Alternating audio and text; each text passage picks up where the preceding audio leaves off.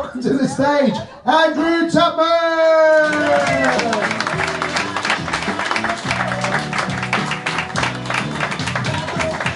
Hey guys, give me a shout if you're drinking. Yay! There's a big drinking culture in the UK. Like, I come from Newcastle, which is basically big Wetherspoons.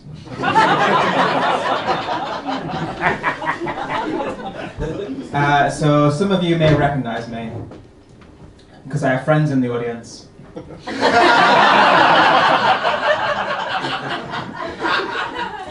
Also, I was on a TV show 2 years ago on Channel 4 called Naked Attraction.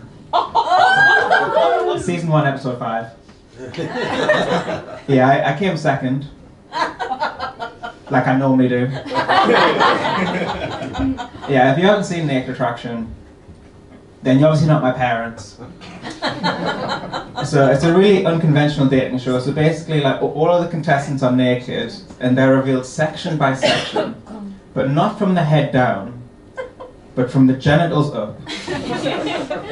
It's by far the best way to be revealed on TV for the first time to all your friends and family.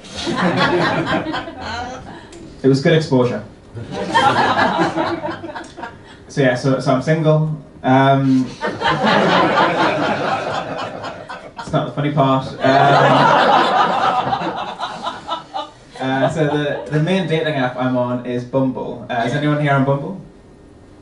Nobody. Okay. I'll explain what it is. So basically, Bumble, it's a dating app where girls message first. I got a message on Bumble 2 weeks ago which said, "Hey, I'm looking for someone who is rich, good looking, and regularly takes me to expensive places and buys me expensive things." I replied, "Me too." Maybe if we work together.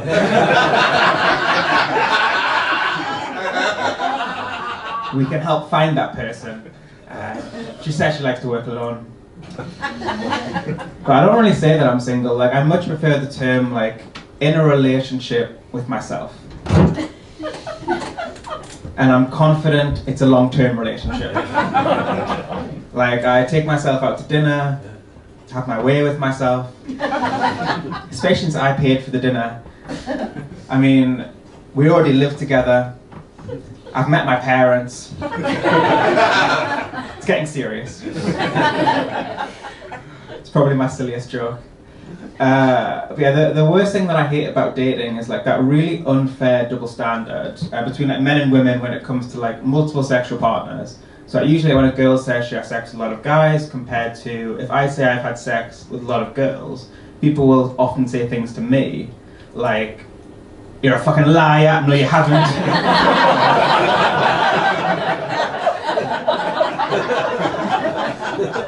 Like, they say things like poking people on Facebook doesn't count. And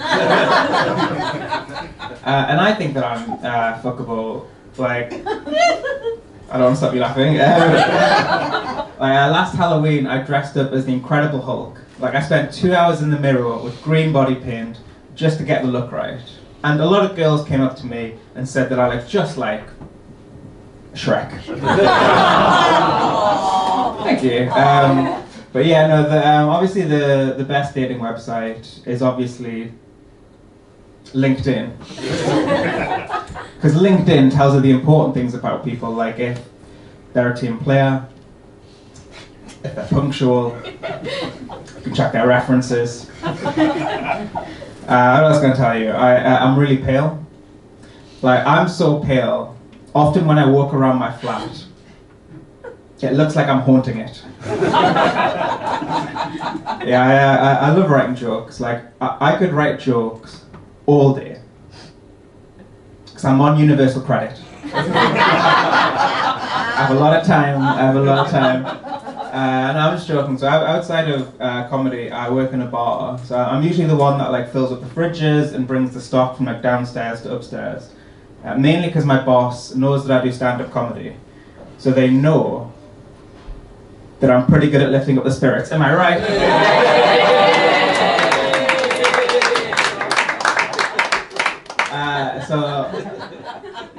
unlike the last comedians, I am neurodivergent.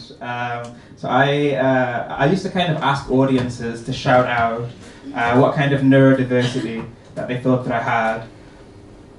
I'm not doing that again. That was not fun for me. So I'll just tell you. I'm autistic. I think that's why I feel like so comfortable doing stand-up, because I get to talk at length about my specialist subject, myself. Like I'm vaccinated. I'm already autistic, so I thought, what's the worst that could happen? Like, the worst that can happen has happened.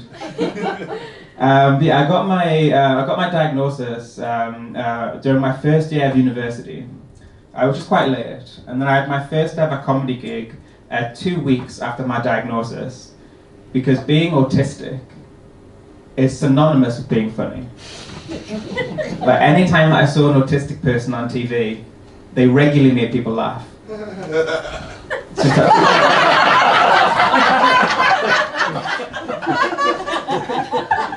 It's just I had no idea why they were laughing. But yeah, the first one of the most common stereotypes about autistic people is that we don't understand humour.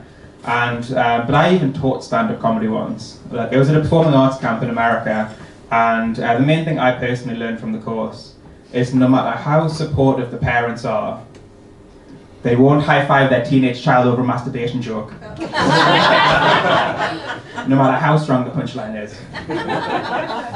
The first autism diagnosis was in December 1936 in the UK by psychologist Mildred Creek. If you're not laughing, you're learning. Before that, there wasn't any autistic people. Just people who are really into trains.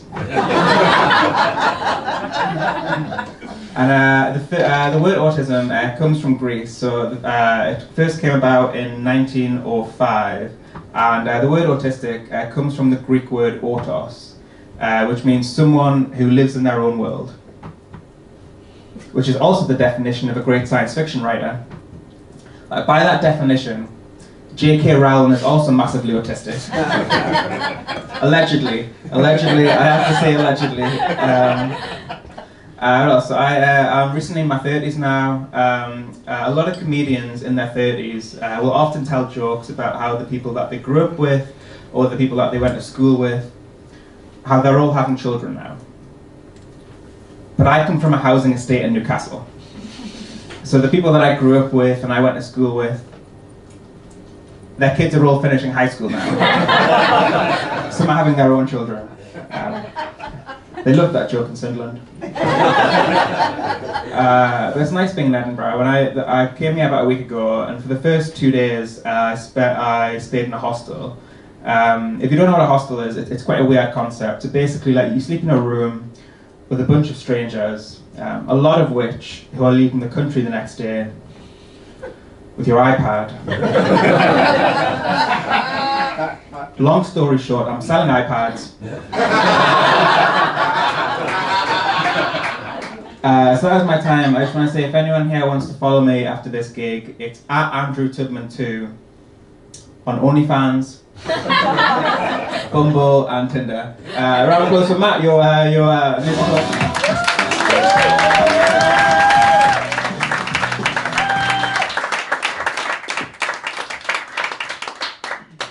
I've never seen Andrew before. He was lovely. Give it up for Andrew. That was just I just quickly Googled him, and while he was up here telling you jokes, I was looking at his knob. Check him out. He's a very funny man. Go see his show. Ladies and gentlemen, would you kindly give it up for Bilal Rashid?